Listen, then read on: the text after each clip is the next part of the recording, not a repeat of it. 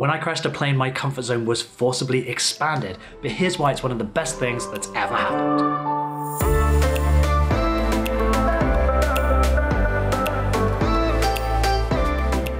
Hello and welcome back to Career-Ending Opportunities. My name is Simon Knapp, and every week on this channel we look at ways to change career and find personal and financial fulfillment in everything we do.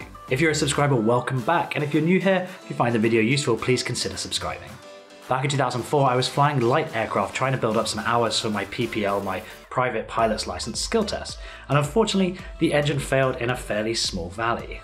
And when you have a single engine failure in a single engine aircraft, you suddenly go from being happy to moderately concerned. What ensued was 2 seconds of blind panic, followed by procedural flying, all the training that I'd had kicked in. Thankfully, despite being in a valley, there was one field that we could land in, and we carried out a not perfect forced landing. I say not perfect because it was definitely safe, but we landed a little bit long and went through the fence at the end and wrapped the propeller up in the wire fence, hit the wing on a fence post. We pirouetted to a halt and sat in a bent airframe and popped the canopy and finally exhaled. Now this event was purely down to lack of quality control by engineers. The aircraft had just been serviced and it wasn't put back together as well as it should have been.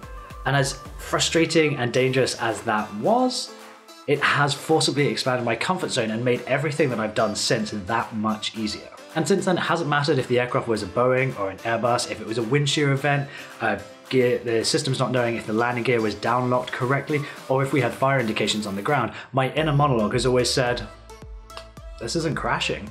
This isn't so bad. Let's work the problem.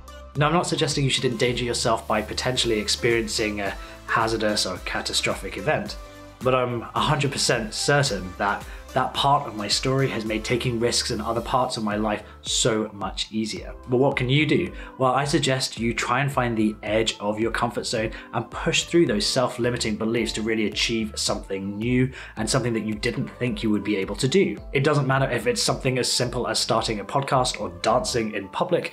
It doesn't matter what it is that you are limited by. Find something that's outside of your current comfort zone. Take a class in something you think you'll always be terrible at.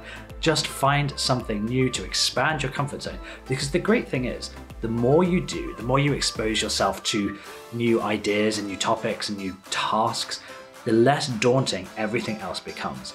Once you take a couple of risks and expand your comfort zone and get some confidence, it makes everything easier to face. If you're comfortable in your current career, you may find you do a lot of it on autopilot and you never reach the edge of your comfort zone. You never even get close. So the prospect of breaking out of that entirely and changing career, finding something new, taking on a whole new role can seem daunting and can seem, frankly, very scary. But by taking on new tasks, by starting new roles, by learning something new, everything slowly builds your self-confidence and expands that comfort zone so that you can find that thing you're truly passionate about and not worry about whether it's in your comfort zone, whether it's a risk to do it, because you'll have this confidence from trying other things that are new. And everything you try just narrows your focus to help you find the true passion that you have and the next career that perhaps you want to take. When it comes to changing career, I think the biggest hurdles are getting over the fear of failure, finding that true passion, but also expanding your self-confidence and growing your comfort zone so that every new challenge you face is a little bit easier. That's it for this week's Mindset Monday. I hope you found it useful. If you stuck this far through and you're not subscribed, please consider doing it. If you made it this far through the video and you're not yet subscribed, please consider doing so.